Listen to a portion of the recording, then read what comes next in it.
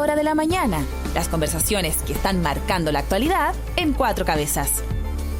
Oye, es posible que haya en esta contienda presidencial, a ver, estoy pensando en Janet Jara, Evelyn Matei, Michelle Bachelet no, ya se me quedó pegado, Carolina Toá, o sea, muchas mujeres.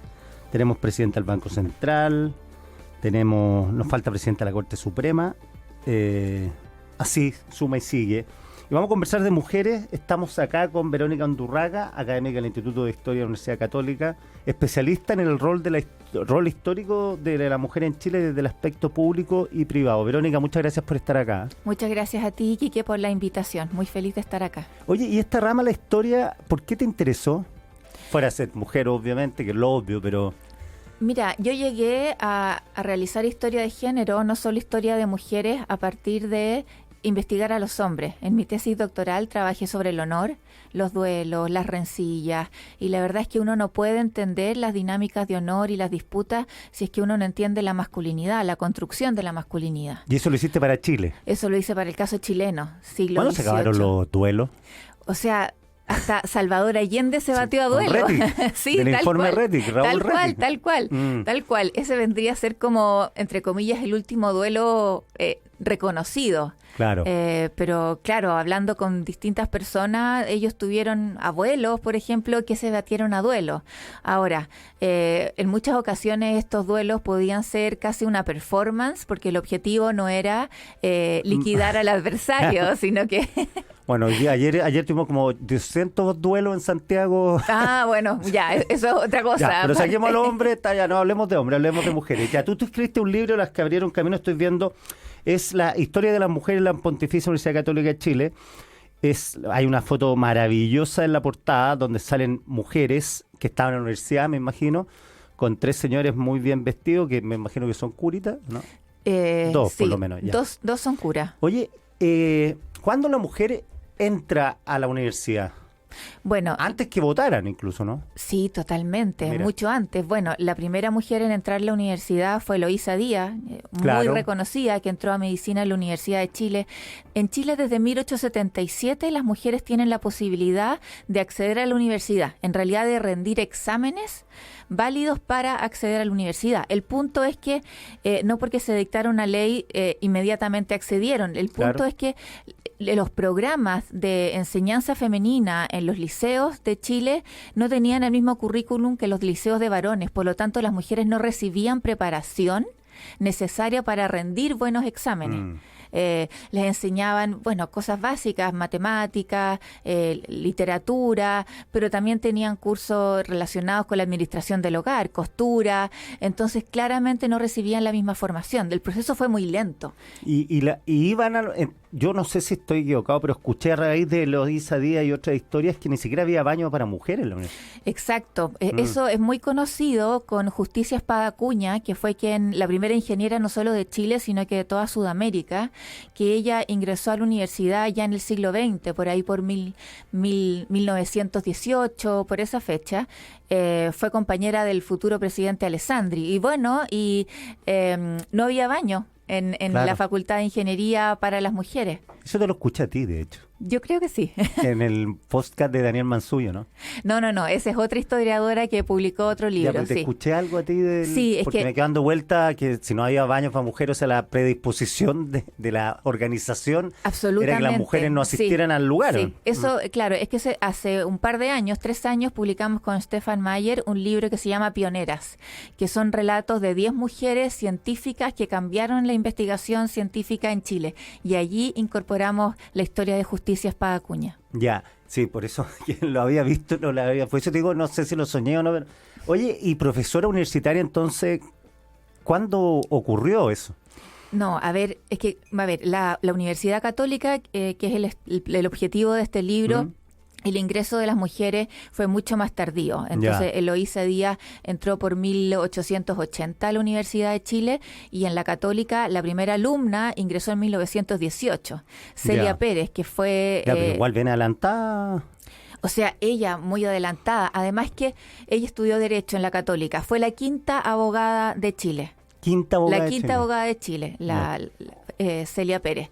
Y algo súper interesante que descubrimos en este libro es que muchas de estas mujeres provenían de regiones. Entonces, tú te imaginas en 1918 salir de Curicó, en el caso de ella, venir a vivir a Santiago. Si hoy día es difícil para una joven dejar su familia en regiones y instalarse en Santiago, imagínate en la década de 1910. Cómo comunicarse, cómo estudiar dónde quedarse. Exacto, ellas tenían distintas estrategias. Por ejemplo, Celia esperó a que su hermana terminara también y rindiera el bachillerato para que se vinieran juntas a Santiago. La hermana estudió medicina en la Universidad de Chile. Chuta, pero y así, sí, pues generaron distintas estrategias. Fueron mujeres excepcionales. Entonces, uno al principio, en las primeras décadas del 20, uno encuentra historias excepcionales y lo interesante es ver es cómo estas mujeres excepcionales de a poco comienzan a ser acompañadas por otras mujeres que ya uno observa como ya más bien una historia colectiva. Entonces ya no es solo una, ya no son solo las pioneras, y eso es muy bonito de ir observando. Estamos hablando con la historiadora Verónica Undurraga. Verónica, no sé si... A ver, ¿cómo veían las otras mujeres a estas mujeres y cómo veían los hombres a estas mujeres? Porque hay un mito que siempre las más adelantadas fueron vistas con cierta desconfianza tanto por los hombres como por las otras mujeres. Es súper interesante la pregunta, porque el libro se hace mucho cargo de los prejuicios. O sea, claro, no es solo una historia institucional. Ya entraron en 1918 a Derecho, en 1920 a tal carrera, sino que los aspectos culturales y los prejuicios de género.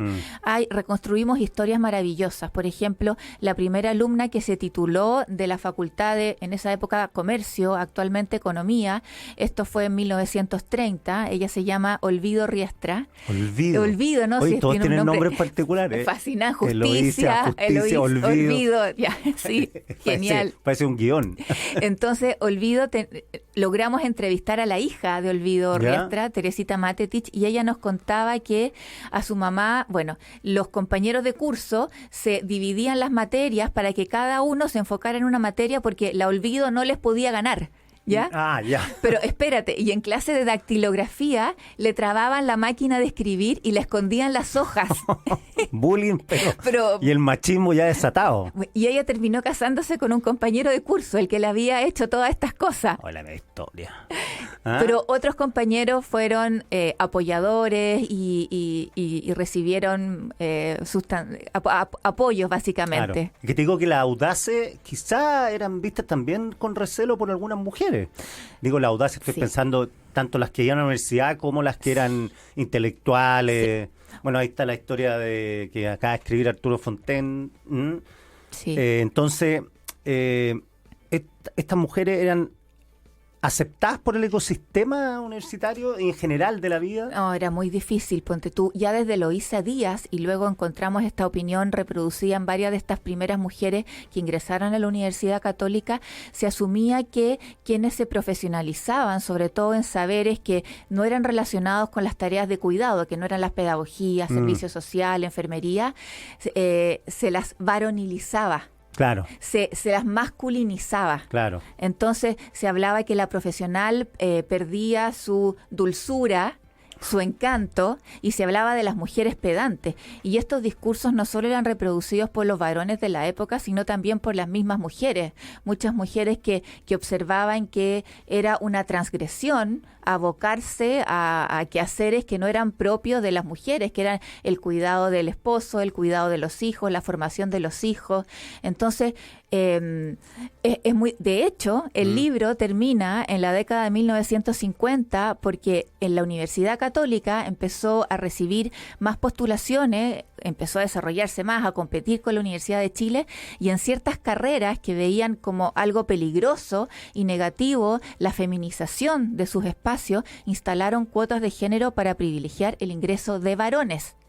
Y allí en la Católica se produce una baja de la matrícula femenina, y eso es un hito súper relevante que implicó una transformación absoluta para las mujeres en la Universidad Católica, y de ahí que se cierra este primer ciclo de las que abrieron el camino. Claro, en mi caso en periodismo, muchas mujeres entraron a estudiar periodismo en la Católica.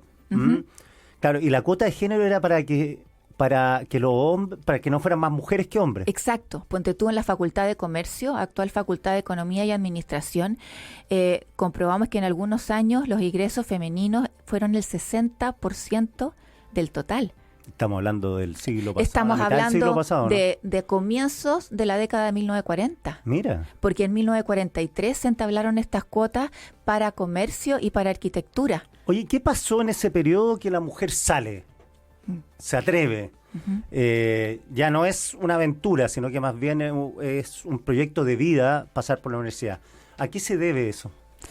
Bueno, corresponden a luchas de décadas. Las primeras feministas, las mujeres que empezaron a luchar para salir al espacio público, para decir que era compatible hacerse cargo de las tareas de cuidado, porque obviamente el primer feminismo fue un feminismo que podríamos catalogar ahora de conservador, fue un feminismo de maternidad, fue un feminismo de relevar el rol de las mujeres como formadoras de los futuros ciudadanos. Claro. Y por lo tanto eso las obligaba a formarse. Las mujeres desde la segunda mitad del siglo XIX empezaron a luchar en primer lugar para acceder a la educación, para acceder a la misma educación que recibían los varones, no solo para acceder a una carrera profesional, sino que también para formar mejor a sus hijos.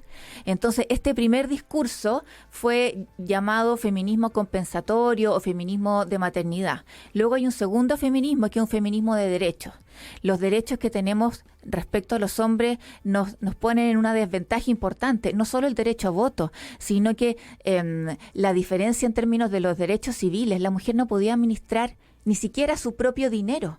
El marido podía incluir a la mujer en un registro que le impedía a la mujer conseguir puestos de trabajo, o sea, salir a trabajar. Claro, no tenían cuenta corriente. Nada. No tenían chequera. No, bueno, y desde el día no podían sacar nada. Y para realizar imagínate, las mujeres que habían aportado con su dote al matrimonio, ellas ni siquiera tenían el manejo del dinero que ellas ganaban. Entonces, ahí hay algo interesante que nosotros comprobamos, que incluso en la década de 1960 hay testimonios que hablan que muchas mujeres que querían desarrollarse intelectualmente, profesionalmente, optaban por no casarse.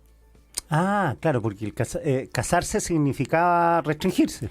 Claro. Socialmente, sí, claro. Y de hecho, nosotros comprobamos que muchas de las mujeres desertaban, dejaban sus carreras a la mitad porque se casaban, porque tenían que hacerse cargo del cuidado de sus hijos, claro, de sus padres. La gente se casaba más joven, además. Claro, por supuesto. Y y si no se hacían cargo de los hijos yendo a la universidad, era un pecado venial. Era una transgresión absoluta. Entonces, ese era el argumento, en parte, la deserción femenina, que enarbolaron muchas autoridades y muchos profesores de las distintas facultades para establecer estas cuotas de género. Claro, pero también habían juicios, como señalar, en comercio se dijo que había mayoría femenina y que esto perjudicaba a la escuela.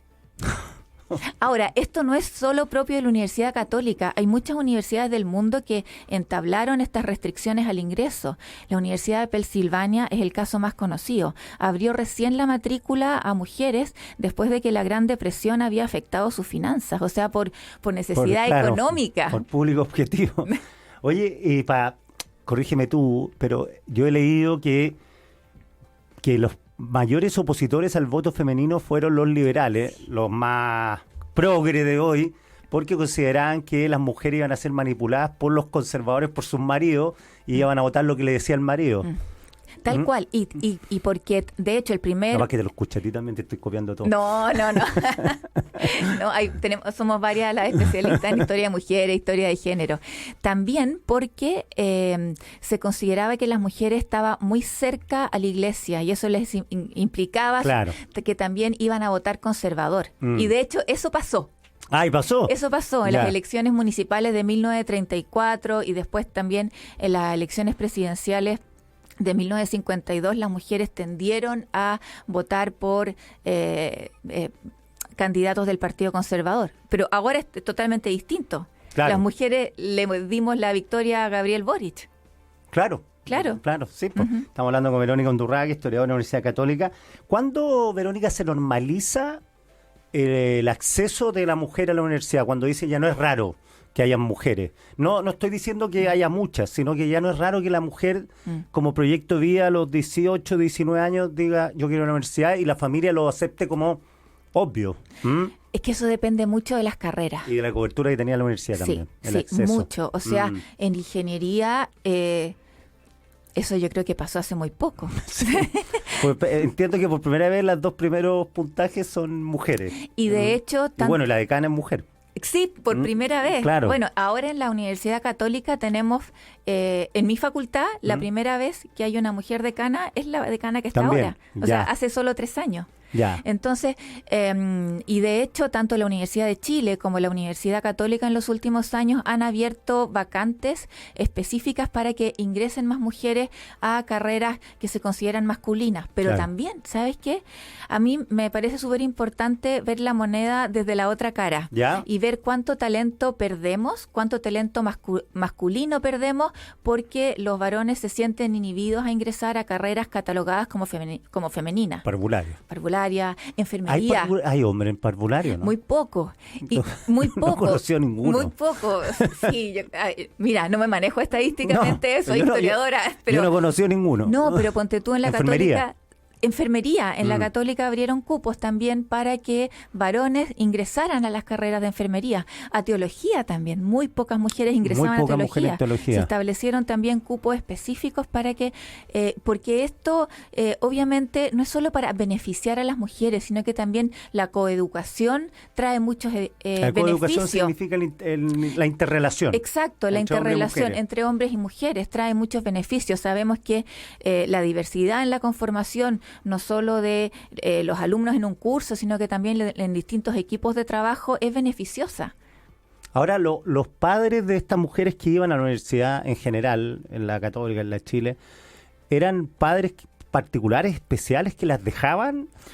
En esta primera etapa, sí, claro que sí. Ya. De hecho, no era un acto de rebeldía, sí lo era con la sociedad, pero digo, no es que se escaparan de la casa para ir a la universidad. A ver, nosotras... Debe haber de todo. Sí, debe haber habido de todo. Nosotros, bueno, reconstruimos esta historia desde antes de la fundación de la universidad. ¿Por qué? Porque nosotros observamos que había mujeres que empezaron a donar sus recursos antes que la universidad se creara, porque querían tener una universidad católica, mujeres católicas. Sí. Y nosotros terminamos en la década de 1950. Entonces, testimonios de primera mano no pudimos entrevistar, pero sí a sus descendientes. Y allí, por ejemplo, encontramos casos de mujeres que no necesariamente habían recibido la oposición de sus padres para ingresar a la universidad, pero sí el tema del traslado de la provincia, en esa época se hablaba de provincia, de la provincia a Santiago, eso había marcado la oposición de sus padres, claro, claramente. Porque además la sospecha de una vida licenciosa. Hay un acto de rebeldía. Claro. Bueno, y lo otro, entrevistamos también algunas mujeres o descendientes de las primeras alumnas que venían de provincia. Fíjate que nosotros descubrimos que el porcentaje de mujeres que venía de región era súper alto. Sí, que nunca me lo hubiera imaginado. No, nosotros tampoco, porque... Bueno, Gabriela Mistral, por lo pronto, que era de regiones. Claro, por supuesto. Bueno, la primera graduada de la universidad también venía de Curicó. Margarita Gallo también, que desarrolló después una carrera de Copiapó. De Copiapó, claro. O sea, su papá estaba indignado. Entonces era muy importante en una primera etapa que existieran pensionados que recibieran estas alumnas de provincias, claro. Y la Universidad Católica descubrimos testimonios que señalaban que sus padres aceptaron que las mujeres emigraran de su casa en regiones para que estudiaran en la Universidad Católica, no en la Universidad de Chile, porque consideraban que la Católica era un espacio como más resguardado. Más resguardado porque estaban, Tenía sentido... Claro. Uno lo encuentra ahora extravagante, pero totalmente. En ese tiempo tenía total sentido. Sentían que la Universidad de Chile podía ser un espacio como peligroso. Claro. El laicismo asustaba. Entonces, claro, eso también habla de los prejuicios de la época también. Claro, ahora para aplaudir a los que dejaron que sus mujeres terminaran la universidad, porque eso eran totalmente aparte del sentido común de la época. Sí, totalmente. No eran muchos, yo creo, porque tú me decías que se iban de la universidad. Sí, no eran muchos. Las tasas de deserción femenina eran muy, muy altas. Y también habían muchos prejuicios de parte de los docentes. Ponte tú, cuando se graduaron las 3 primeras médicos de la Facultad de Medicina, la revista universitaria hizo un reportaje y señaló, contra todo pronóstico, las 3 primeras graduadas terminaron en los primeros lugares de sus compañeros de la generación. Y ese otro tema, porque al final, si tenían después, cuando eran profesionales, si tenían clientes, una abogada, alguien las contrataba. Bueno, ponte tú, las primeras médicos de Chile, Eloísa Díaz, ellas les fue muy difícil instalar consultas privadas. Claro. Y ponte tú, Eloísa Díaz se hizo cargo de cuestiones relacionadas con la infancia, ¿cierto? Ella fue tenía un cargo directivo que supervisaba las cuestiones relacionadas con salud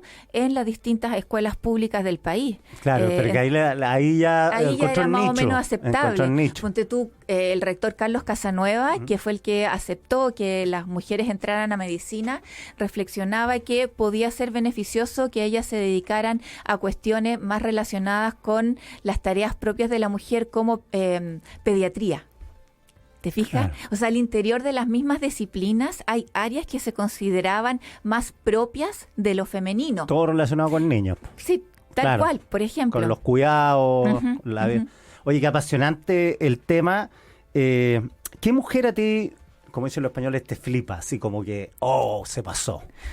Pucha, es difícil elegir, es súper difícil elegir, pero en ese libro encontramos la historia de Rebeca Izquierdo. Rebeca Izquierdo, que fue la directora de la Escuela de Servicio Social, que fue una escuela que aportó sustancialmente. Imagínate, en esta época, 1930, 1940, 1950, la universidad Chile tenía importantes problemas económicos, la pobreza. Ella trabajó durante 30 años ad honorem, como directora de la Escuela de Servicio Social. Fue campeona nacional de tenis. No, si es que ella es fabulosa. Tuvo que competir con la Escuela de Beneficencia, vinculada a la Universidad de Chile, que era anterior y que al estar ligada al Estado tenía mucho apoyo. Claro. Entonces ella armó la Escuela de Servicio Social de la Universidad Católica a pulso, trabajando gratis durante 30 años. Rebeca Izquierdo. Ya. Hay que recordar. Las que abrieron el camino, historia de la mujer en la Pontificia Universidad Católica de Chile, que no es solamente, de la Universidad Católica la historia, sino que en general refleja el espíritu de la época. Totalmente. Y las luchas de estas mujeres. Así que, Verónica, te agradezco un montón por estar acá. Muchas gracias, Quique. Que estés muy bien. Igual, chao. Chao. Estás escuchando Cuatro Cabezas, el desayuno de ideas de Radio 13C, con Quique Mojica.